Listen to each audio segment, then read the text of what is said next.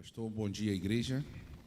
Que a graça e a paz do nosso Senhor esteja sobre a vida de cada um dos nossos irmãos.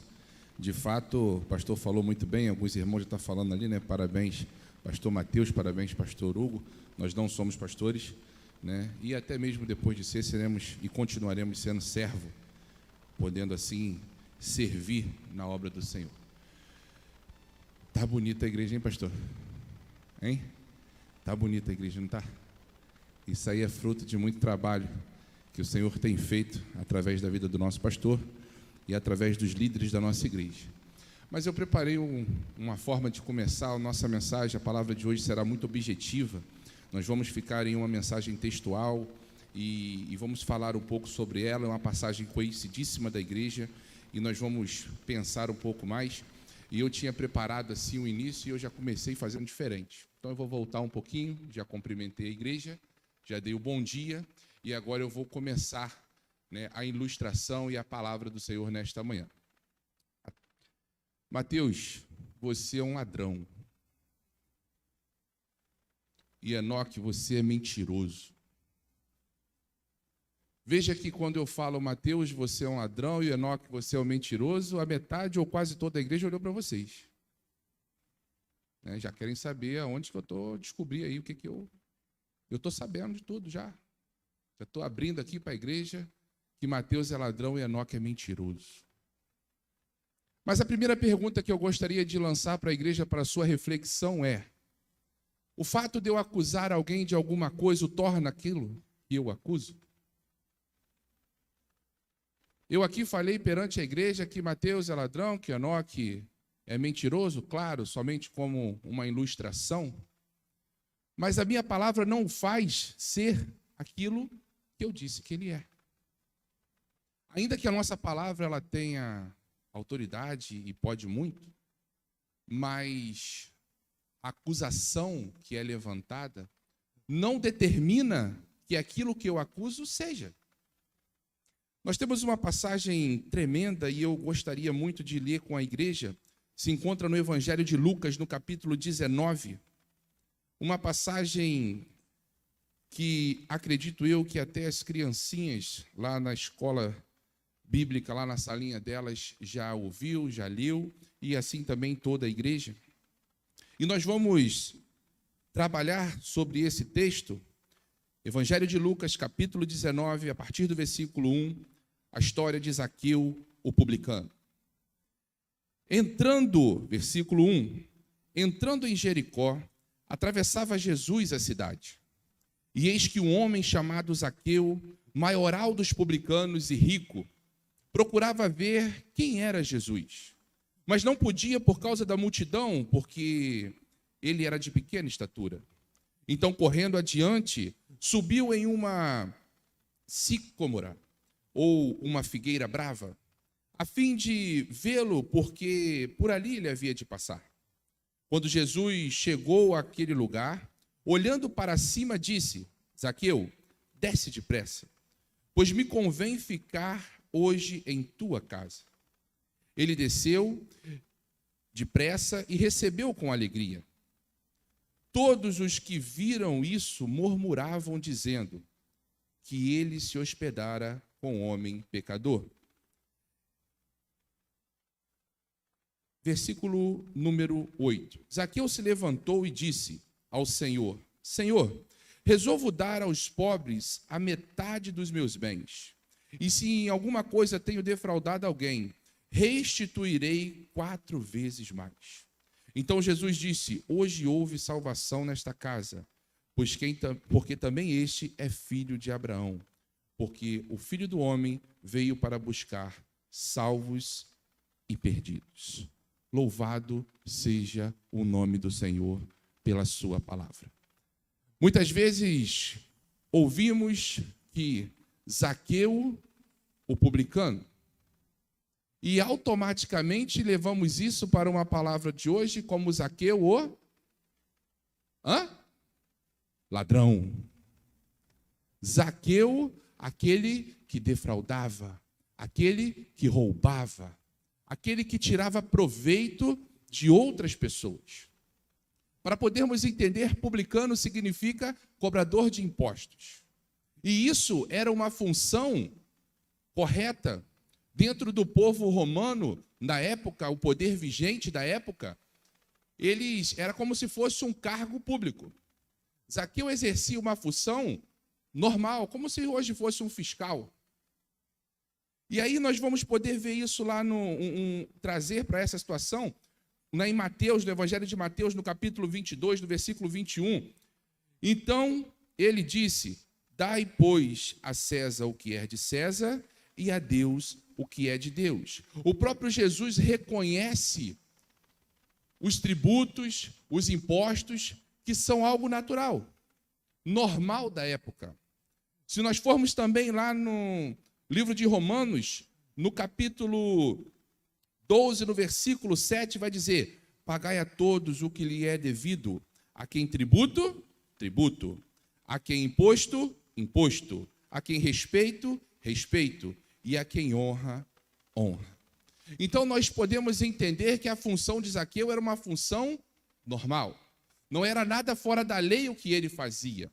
Então, se não era fora da lei o que ele fazia, por que ele levava a fama de ladrão? E aí eu gosto muito, eu trouxe essa palavra também uma vez no Homem de Honra. E aí vamos trazer para o nosso dia de hoje? E eu dei esse mesmo exemplo lá também.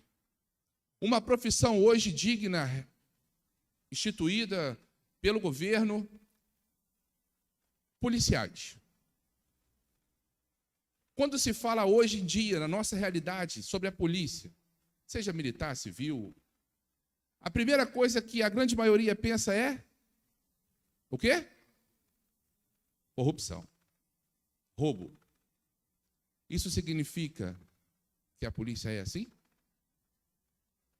Se nós formos para a área da saúde, nós vamos ver muitas coisas que ocorrem de forma errada, ou na parte da educação. Significa que todos são assim? Mas a fama, ela muitas vezes pincha até aqueles que são bons. E eu aqui não estou defendendo Zaqueu, tá? Eu estou defendendo o ponto de vista que nós precisamos ter em relação a algumas coisas. No meio pastoral, no meio da educação, entre os professores. Em qualquer área nós vamos ter bons e maus profissionais. Zaqueu desempenhava uma função do Império Romano na época. E aí nós vamos lá voltar para o texto. Jesus vai passar por Jericó. Ele está passando rumo a Jerusalém. E aí nós vamos entender o contexto. Jesus, na época, ele era uma pessoa que a sua fama já havia corrido. Não só naquela cidade, mas em toda a sua vizinhança. As pessoas sabiam quem era Jesus, ouviam falar de Jesus e queriam conhecer Jesus. Havia uma promessa que era muito clara, muito real naquele momento, que era a vinda do Messias. A promessa messiânica, que a vinda de um Messias, do ungido, do Salvador de Israel, aquele que iria restaurar a aliança do povo com Deus. Então as pessoas, quando ouviam falar de Jesus e a possibilidade dele ser o Messias, todos queriam ver, todos queriam ir até ele. E a multidão então se junta para ver Jesus, porque ele vai passar pela cidade. E no versículo 2, como eu falei, nós vamos acompanhar no texto. Eis que um homem chamado Zaqueu. E aí eu fui lá no hebraico entender o que significa, ou o significado do nome Zaqueu. Eu confesso que eu me surpreendi, porque eu imaginava qualquer coisa, menos o que é. No hebraico, Zaqueu significa justo. Olha aí, como é que as coisas começam a mudar um pouco no seu contexto. Mas, versículo 2, eis que um homem chamado Zaqueu, maioral dos publicanos e rico. Normalmente, quando olhamos para uma pessoa que tem uma condição melhor um pouco, essa pessoa nós vemos como alguém privilegiado. Às vezes é através do suor e do trabalho da pessoa que ela alcançou aquilo ali. Comprou a sua casa, botou mais bonita, tem um carro do ano, foi com o seu suor. Mas a humanidade, o ser humano, quando olha, automaticamente já julga. E quando não, ainda fala, deve fazer alguma coisa errada. Deve se aproveitar de alguma coisa. E se essa pessoa que através do seu suor e trabalho conquistou alguma coisa, está numa condição boa, aí então, ou num cargo bom, né, seja numa empresa, seja no governo, seja onde for, aí então é que ele vai ser considerado um ladrão. Isso é natural do ser humano. Mas nós vemos no versículo 2 que Zaqueu ele não é só o cobrador de impostos. Além dele ser o cobrador de impostos e ser rico, o versículo vai falar que ele era o maioral, ou seja, ele era o chefe. Ele não só era cobrador de impostos, mas como ele geria toda aquele setor ali. E naquele setor havia outros cobradores de impostos também, que muito provavelmente poderiam também, em algum momento, defraudar, roubar, porque em toda a classe temos bons e ruins. Versículo 3, procurava ver quem era Jesus, mas não podia por causa da multidão, porque ele era de pequena estatura. Agora vamos aqui, irmãos. Zaqueu, na sua questão política, no seu poder, na sua condição financeira, Zaqueu era maioral. Ele era um gigante no seu meio. Mas no seu físico, no seu corpo, o texto fala que ele era de pequena estatura. Veja que o tamanho que você tem não tem absolutamente nada a ver com o poder que Deus pode dar a você. E aí eu estou trazendo um pouquinho para a questão espiritual também. Às vezes nos sentimos muito pequenos para alguma coisa. Nos sentimos incapazes, nos sentimos de baixa estatura. Mas quando Deus nos capacita e nos direciona a realizar a sua obra, Ele nos torna gigantes. Amém? Amém.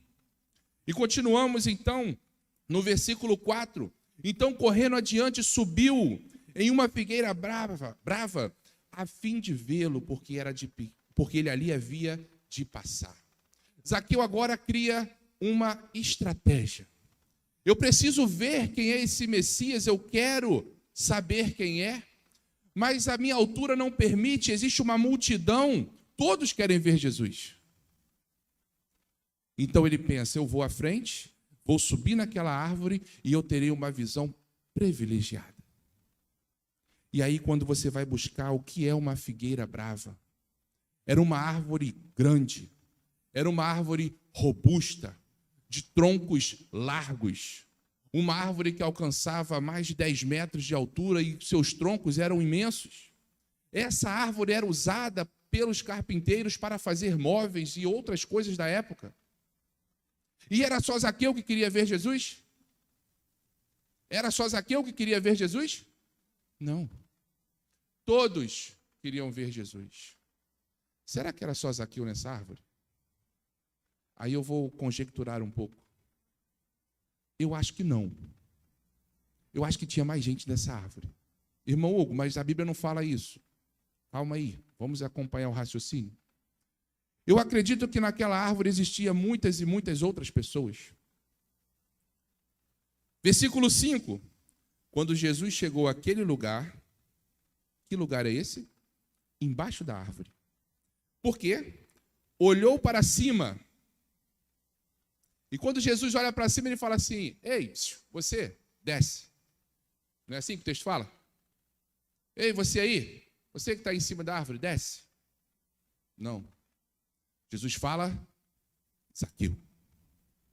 Jesus não conhecia Zaqueu, mas ele sabia quem era Zaqueu. Jesus não fala, você aí, desce. Jesus chama pelo nome. Porque poderia ter 300 pessoas naquela árvore, Jesus queria Zaqueu. Podem ter 300 mil pessoas à sua volta, ele quer você para realizar a obra dele. Ele quer você.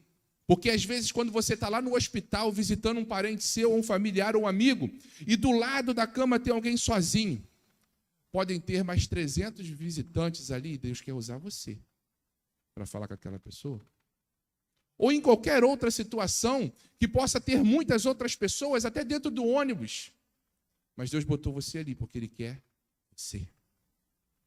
Então, Jesus, ao olhar, fala: Zaqueu, desce depressa, pois me convém ficar hoje em tua casa. Ele desceu a toda pressa e recebeu Jesus com alegria. Zaqueu obedece porque ele entende e reconhece a autoridade de Jesus. Em seu coração ele já acreditava que Jesus era o Messias, porque ele desce com alegria e recebe Jesus em sua casa. Mas, e aí eu volto ao exemplo inicial, né? Quando eu falei do Mateus e do Enoque, todo mundo olhou para ele, né? Quando Jesus falou: Zaqueu, eu vou para a tua casa, o que a multidão fez?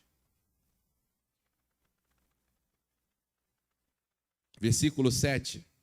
Todos que viram isso murmuravam, dizendo que ele se hospedara com um homem pecador. Quem coloca Zaqueu como pecador? O povo. Jesus conhece o coração de Zaqueu. Jesus conhece o seu coração. Quando eu falei do Mateus e do Enoque, a minha palavra indifere, porque o Senhor Jesus conhece o coração de cada um de nós. Eu posso falar que você é um derrotado, mas Ele vai falar para você que você é vencedor. O que a minha palavra muda na sua vida? Nada. Mas o poder do nome do Senhor e aquilo que Ele tem para você e para a sua vida não pode mudar.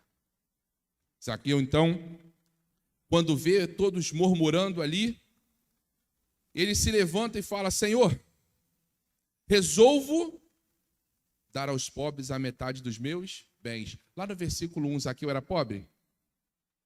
Não, Zaqueu era rico. E se Zaqueu era rico, ele tinha muito dinheiro. E aqui fala que resolvo. Zaqueu resolve dar a metade do que ele tem. Jesus não fala: Zaqueu, olha só, eu vim aqui na sua casa hoje para que você pegasse a metade do que você tem e desse. Não.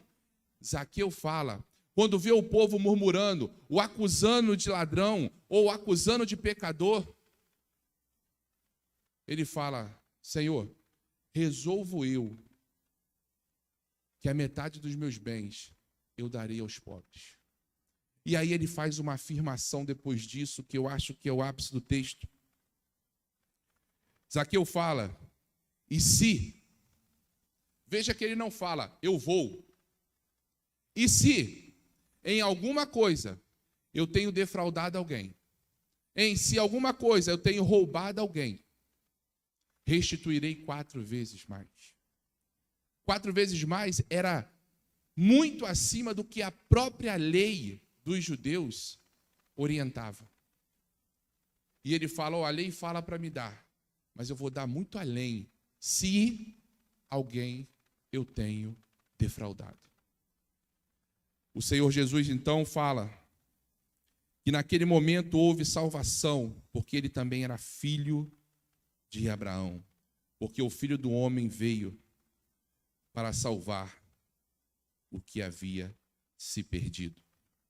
Meu amado irmão, nessa breve palavra, nesta manhã, o que eu quero dizer para você é que não importa a imagem que você possa passar, seja ela positiva ou negativa, seja ela aceita por quem está à sua volta ou não, Jesus conhece o teu coração.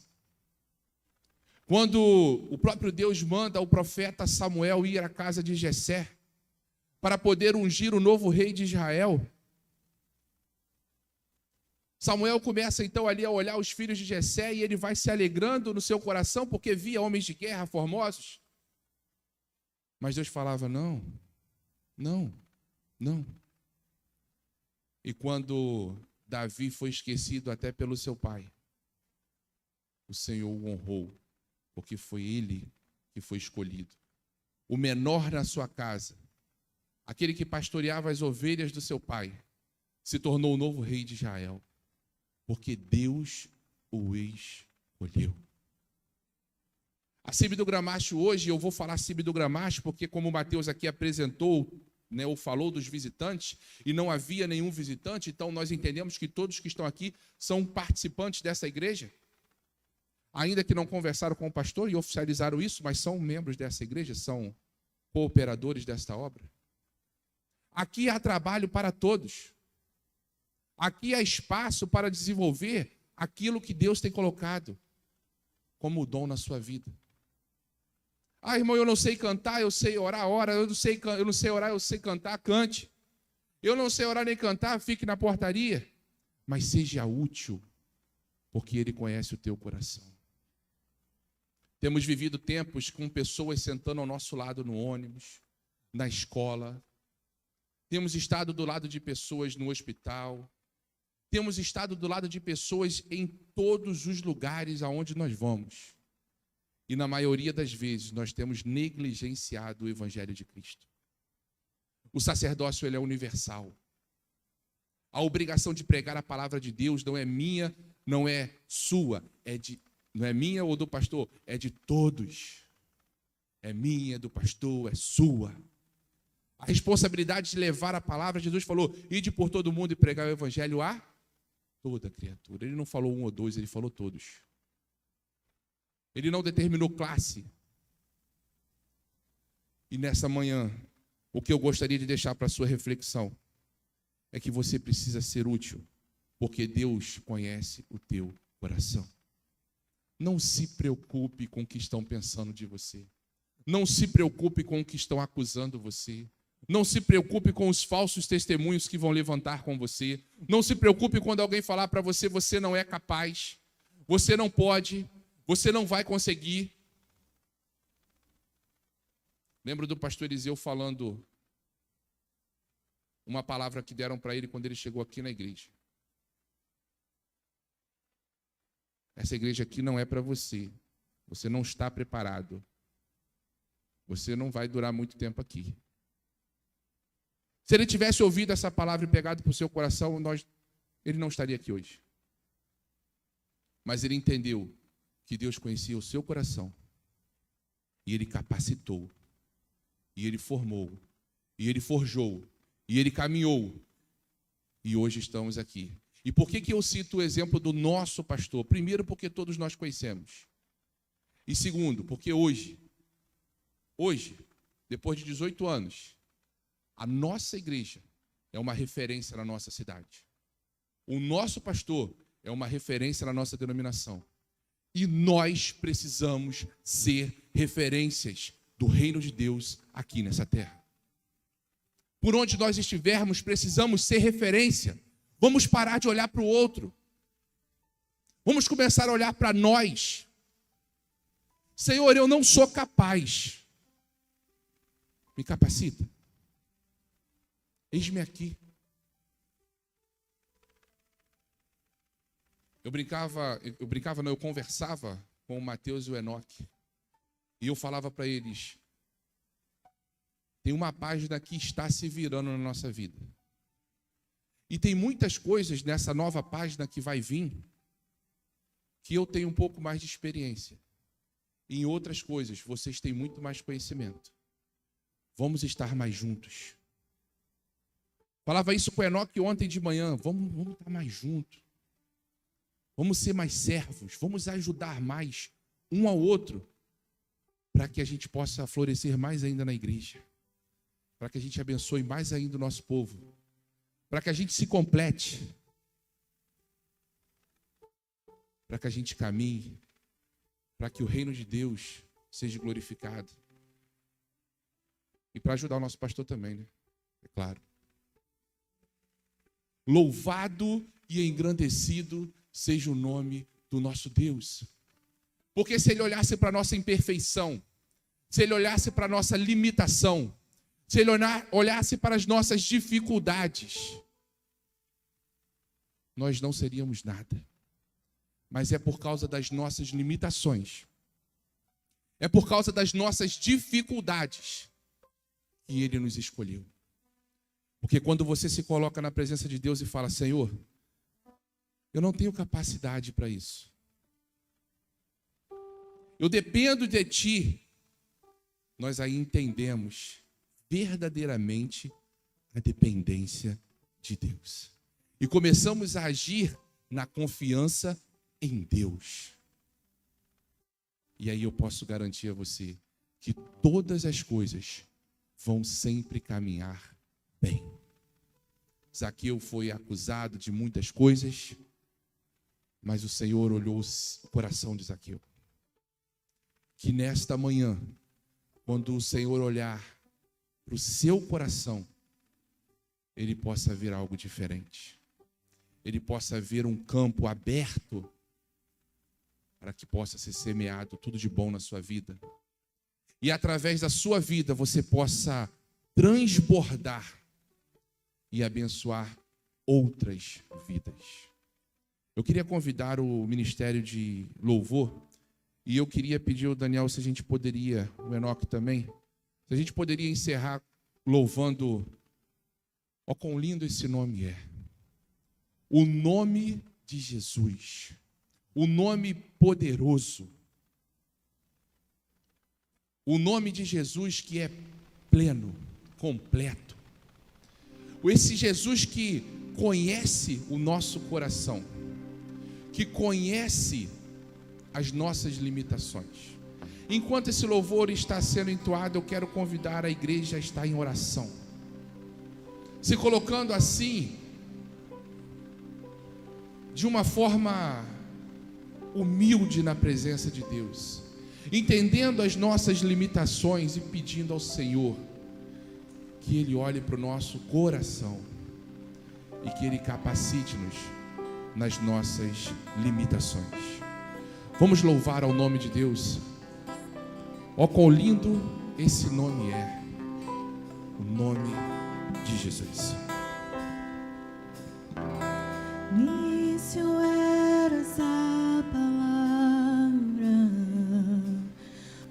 com Deus Altíssimo. Aleluia. O mistério de tua glória, Cristo em ti se revelou. Ó quão lindo esse nome é, ó quão lindo esse nome é, o nome de Jesus, meu Rei. Aleluia. Vamos louvar? Vamos ficar de pé, vamos entoar o nome do Senhor, vamos glorificar a esse nome que é lindo. Ó quão lindo esse nome é, nome de Medite na letra desse louvor. Olha o que o Senhor fez por cada um de nós. deixou o céu para buscar-nos, veio para nos resgatar. O amor dele foi maior do que o meu pecado. O maior do meu pecado, nada vai nos separar. Oh, quão maravilhoso é, oh, quão maravilhoso é o nome de Jesus, meu Rei.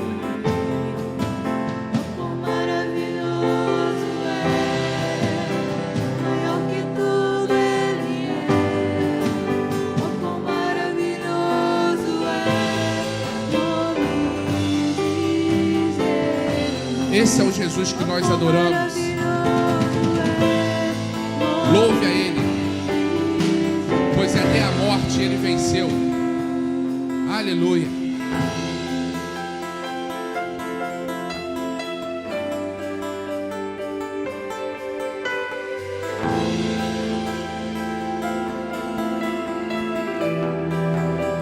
A morte venceste, o véu tu rompeste, a tumba vazia.